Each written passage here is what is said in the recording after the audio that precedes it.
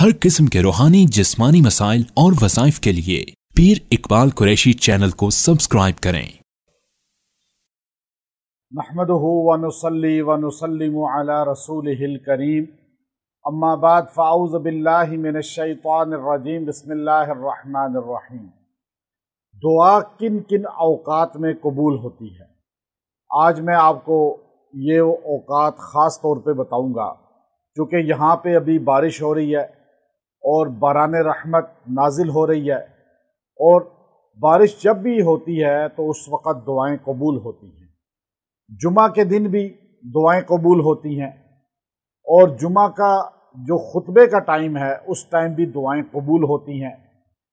दो खुतबों के दरमियान जब इमाम बैठता है तो दिल में जो दुआ की जाए अल्लाह उसे कबूल फरमा देगा, चाहे वो खुतबा ईदैन का हो या जुमा का हो।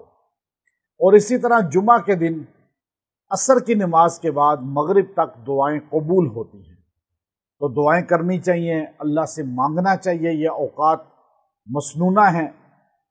और फिर इसी तरह जो है फजर की नमाज के बाद इशराक तक इबादत की जाए, ज़िक्र किया जाए, फिर 2 रकत सलाते हाजत और इशराक पढ़े जाएं तो दुआ कबूल होती है।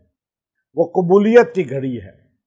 सहरी के वक़्त जब इंसान सहरी करता है तो उस वक़्त भी दुआएं कबूल होती हैं, बल्कि फ़रिश्ते दुआ करते हैं सहरी करने वालों के लिए, तो सहरी के वक़्त भी दुआएं कबूल होती हैं। इफ्तारी के वक़्त भी दुआएं कबूल होती हैं, तो इफ्तारी का वक़्त बातों में और चीज़ें समेटने में और विसल का अज़ान का इंतज़ार करने में सर्फ नहीं करना चाहिए, बल्कि बैठकर सारे घर वालों को बैठा लें और सारे मिलकर इनफरादी दुआ करें अपनी अपनी, और जो दुआ करेंगे अल्लाह कबूल करेगा। और फिर इसी तरह जो है रात को उठ के जब दुआ करेंगे अल्लाह कबूल करेगा। और वज़ू की हालत में जब इंसान रहता है, जो दुआ करता है अल्लाह कबूल करते हैं। बल्कि रवायात में आता है जो रात को वज़ू करके सो जाए और आधी रात को किसी लम्हे भी उसकी आंख खुले तो वो दुआ करेगा तो अल्लाह उसकी दुआ को कबूल फरमा लेंगे, अल्लाह उसकी दुआ को रद्द नहीं करेंगे। तो अभी बारिश हो रही थी तो मैं मलेशिया में आया हुआ हूँ, तो मैंने फ़ौरन सोचा कि ये बातें आप तक पहुँचाई जाएं।